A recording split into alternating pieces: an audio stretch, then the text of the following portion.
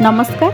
विकल्प न्यूज़ एही विशेष बुलेटिन को आपनक स्वागत। ओडिशार क्रीड़ा इतिहास रे जोड़ी हेबाकु जाउछि आउ एक स्वर्णिम अध्याय। विश्वस्तरीय क्रीड़ा भित्तिभूमि पई परिचित आम राज्य ओडिशा रे आजि ठारु आरंभ होईछि 69तम जातीय विद्यालय समूह रग्बी चैंपियनशिप 2025-26। भुवनेश्वर स्थित कलिंग स्टाडियम रग्बी ग्राउंड एबे देशर विभिन्न प्रांतरू आसिथिबा शताधिक युव खेलाड़ींक कोलाहल रे प्रकम्पित हेउछि।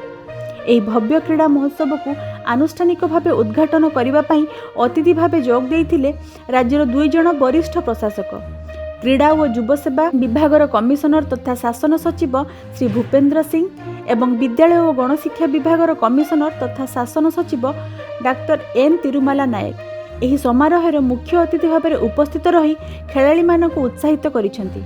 अतिथि माने निज अभिभाषण रे कहिसेंति जे ओडिशा सरकार सबुबेले क्रीड़ा एवं क्रीड़ाविद को प्रोत्साहन दे आसुछंती एवं एही जातीय स्तर प्रतियोगिता आगामी दिन में देश पई श्रेष्ठ रग्बी तारका सृष्टि करिबारे बेस सहायक हेबो। सूचनायोग्य जे एही चैंपियनशिप रे 17 वर्षरू कम एवं 14 वर्षरू कम वर्गर उभय बालक और बालिका खेलाड़ी माने अंशग्रहण करिसेंति। एही प्रतियोगिता को 2टी पर्याय रे विभक्त करा जायछि। प्रथम पर्याय रे अर्थात एप्रिल 6 और 7 तारिख में 17 वर्षरू कम वर्गर मैच गुड़िक अनुष्ठित हेउछि। एहापरे दिनकर विरति पर द्वितीय पर्याय रे एप्रिल 9 और 10 तारिख में 14 वर्षरू कम बालक और बालिका मानक मध्य कड़ा टक्कर देखिबाकू मिलिबो। एही जातीय स्तरीय इवेंट रे भारतर प्राय 15टी राज्यरू खेलाड़ी माने पहुंची निजर शक्ति एवं रणनीतिर प्रदर्शन करुछंती। ओडिशा माटी रे रग्बी भली एक शारीरिक संघर्षपूर्ण खेलर एभली आयोजन सारा देशर क्रीड़ाप्रेमी दृष्टि आकर्षण करिछि। खेलाड़ी मानक पई रहिबा, खाइबा एवं अभ्यास पई राज्य सरकार और क्रीड़ा विभाग तरफरु समस्त प्रकार सुबंदोबस्त करा जाइछि। आगामी दिन में कलिंग स्टाडियम रो केउ राज्य चैंपियन ट्रॉफी निज नाम रे करुछि ताहा उपरे समस्तक नजर रहिबो।